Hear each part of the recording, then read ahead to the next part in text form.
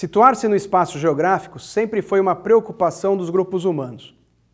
Atualmente, além das representações cartográficas feitas em papel, já é possível localizar países, cidades e ruas utilizando sistemas digitais. Para nos orientarmos, é possível usar aparelhos chamados GPS, o Sistema de Posicionamento Global. Hoje, além da localização exata de onde estamos e para onde vamos, é muito importante saber como nos situamos no tempo em relação às horas e às estações do ano. É sobre esses temas que iremos falar agora. O planeta Terra apresenta 13 movimentos distintos, entre os quais os movimentos de rotação e de revolução, comumente chamado de translação. O movimento de rotação da Terra é aquele realizado pelo nosso planeta ao redor de seu próprio eixo, no sentido oeste para leste. A duração aproximada é de 24 horas, dando origem assim aos dias e às noites. No lado voltado para o Sol é dia, esse lado fica iluminado e mais aquecido. Do outro lado é noite. Vale lembrar que o período de 24 horas também recebe o nome de dia, ou seja, ao longo das 24 horas de um dia, temos períodos de iluminação, o dia, e o período de escuridão, a noite. O formato esférico de nosso planeta é responsável pela existência das zonas climáticas, polares, temperadas e tropicais, porque os raios solares atingem a Terra com diferentes intensidades. As regiões próximas ao Equador recebem os raios solares quase verticalmente durante todo o ano. A maior insolação faz com que essa região se aqueça mais. O contrário ocorre quanto mais nos aproximamos dos polos. Os raios solares só chegam a incidir perpendicularmente em pontos localizados entre os trópicos, a chamada zona tropical, e que por isso apresenta temperaturas mais elevadas. Nas zonas temperadas, entre os trópicos e os círculos polares, e nas zonas polares, os raios solares sempre incidirão obliquamente.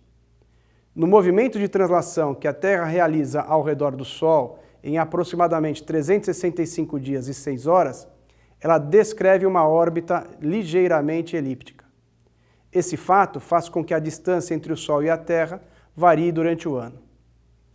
Devido ao movimento de translação e à inclinação constante do eixo de rotação da Terra em relação ao plano de sua órbita, temos, em determinados meses do ano, um hemisfério recebendo mais iluminação e calor que o outro, ocasionando os verões e os invernos do planeta.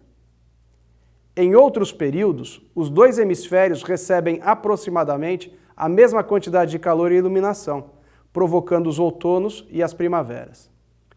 Os dias em que os dois hemisférios recebem igualmente luz e calor denominam-se dias de equinócio. Nesses dias, nos dias de equinócio, a duração do período de iluminação é igual à duração do período de escuridão. Os dias de equinócio correspondem às datas de 20 ou 21 de março, equinócio de outono no hemisfério sul e de primavera no hemisfério norte, e 22 ou 23 de setembro, quando se invertem as estações, equinócio de primavera no hemisfério sul e de outono no hemisfério norte. Já os dias em que a desigualdade no recebimento de luz e calor entre os hemisférios está em seu máximo são denominados dias de solstício. No dia de solstício de verão, o período de iluminação atinge o máximo de duração. É o chamado dia mais longo do ano. O inverso, ou seja, a noite mais longa do ano, coincide com o dia de solstício de inverno. Os dias de solstício correspondem às datas de 20 e 21 de junho, solstício de verão no hemisfério norte e de inverno no hemisfério sul, e 21 e 22 de dezembro, quando é solstício de inverno no hemisfério norte e de verão no hemisfério sul.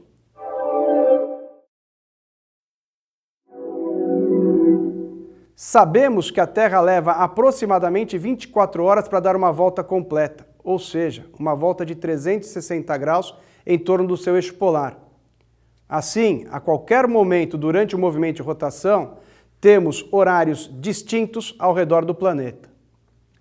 Dividindo os 360 graus da esfera terrestre pelas 24 horas de duração do movimento de rotação, teremos 1 hora 60 minutos para cada 15 graus da esfera, ou 4 minutos para cada 1 grau.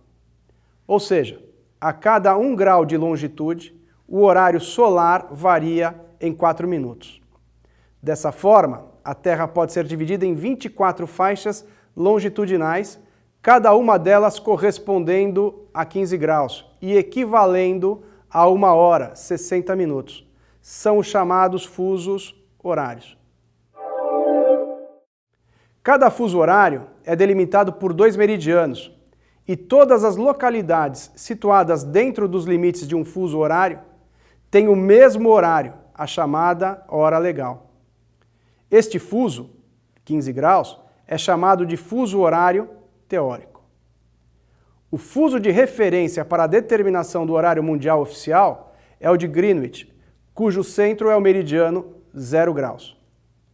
Os limites desse fuso são os meridianos 7 graus 30 minutos leste e 7 graus 30 minutos oeste. A hora determinada pelo fuso de Greenwich recebe o nome de hora GMT, hora do meridiano de Greenwich. A partir daí, são estabelecidos os outros limites de fusos horários, cada um com um meridiano no centro. Vale lembrar que o sentido do movimento de rotação da Terra se dá de oeste para leste. Dessa forma, ficou acertado que as áreas a leste do fuso de Greenwich terão sempre horas adiantadas em relação a ele, enquanto que as que estiverem a oeste apresentarão horas atrasadas em relação a esse mesmo fuso. Assim, por convenção, para cada fuso a leste de outro se acrescenta 1 hora, e para cada fuso a oeste de outro se diminui 1 hora. Na prática, o fuso horário não é uma faixa reta e contínua. Muitas vezes ele segue os contornos dos limites dos países ou dos estados, como ocorre no Brasil, em que o fuso acompanha os limites territoriais de alguns de nossos estados. Esse é o chamado fuso horário prático.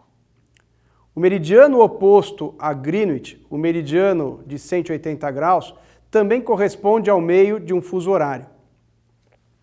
Esse meridiano é conhecido como Linha Internacional de Mudança de Data, LID. Nesse fuso, a hora é a mesma, porém em dias subsequentes. Ou seja, na Linha Internacional de Mudança de Data, temos o mesmo horário, 13 horas, porém a oeste da LID, 13 horas de segunda-feira, e a leste da LID, 13 horas de domingo.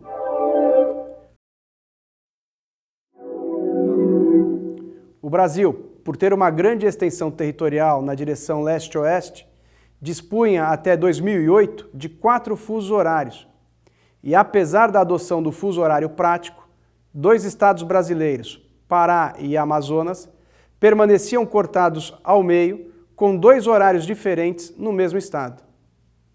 Em 2008, foi aprovada uma lei que eliminou o antigo fuso de menos 5 horas em relação a Greenwich e reduziu a quantidade de fusos horários brasileiros para 3. O extremo oeste do estado do Amazonas e todo o estado do Acre foram incorporados ao fuso de menos 4 horas. O estado do Pará deixou de ter 2 fusos horários e seu território passou a ficar inteiramente no fuso menos 3 horas em relação a Greenwich. Agora, só há 2 fusos horários no território continental. Menos 3 horas em relação a Greenwich, que é o horário de Brasília, a chamada hora oficial do Brasil, e menos 4 horas. O fuso menos 2 horas é exclusivo das ilhas oceânicas, como Fernando de Noronha.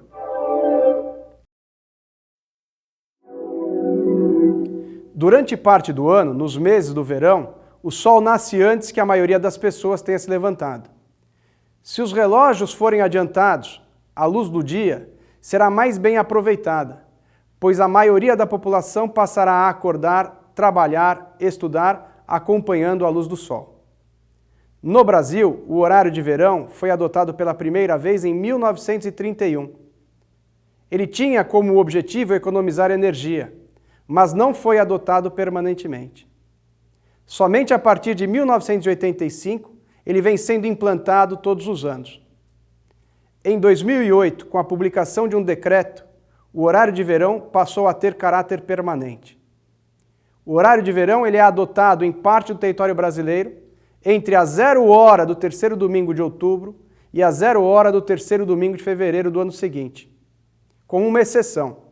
Se o terceiro domingo de fevereiro coincidir com o domingo de carnaval, o término do horário de verão passa para o quarto domingo.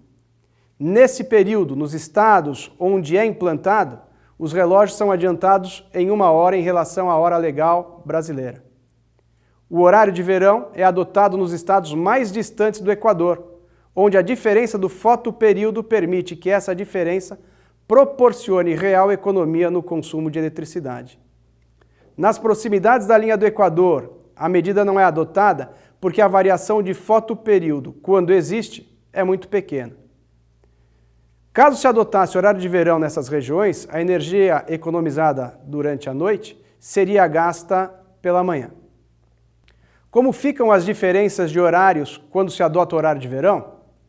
Os estados que adotam o horário de verão são todos os estados da região sul, sudeste, centro-oeste e o estado da Bahia. Lembre que o Brasil tem 3 fusos horários. Assim, durante a vigência do horário de verão, os estados das regiões sul e sudeste, mais os estados de Goiás e Bahia e o Distrito Federal, igualam seu horário ao horário de nosso primeiro fuso, que tem 2 horas atrasadas em relação ao meridiano de Greenwich. O horário dos estados do Mato Grosso e Mato Grosso do Sul, que estão no terceiro fuso, igualam seu horário ao horário do Pará e demais estados da região Nordeste, localizados no segundo fuso horário. Esse fato faz com que em muitos estados brasileiros os programas de TV transmitidos ao vivo do Sudeste sejam recebidos mais cedo do que de costume em outras regiões. Por exemplo, uma partida de futebol pelo Campeonato Brasileiro, jogada na cidade do Rio de Janeiro e transmitida a partir das 16 horas, é vista no estado do Amazonas às 15 horas. Quando vigora o horário de verão, uma partida realizada às 16 horas no Rio de Janeiro será vista às 14 horas no Amazonas.